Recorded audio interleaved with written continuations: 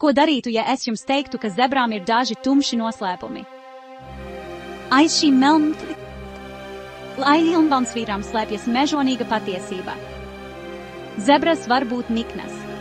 Tās atvaira lauvas ar spēcīgiem spērieniem. Un tās nevienmēr labi saprota savā starpā. Zebru barā sancenšu tēviņi cīnās stundām ilgi. Dažreiz tie pat kož, līdz tek asinis. Jaundzimušie kumeļi nevienmēr ir drošībā. Dažas zebras sāpinās mazuļus, kas nav viņu pašu.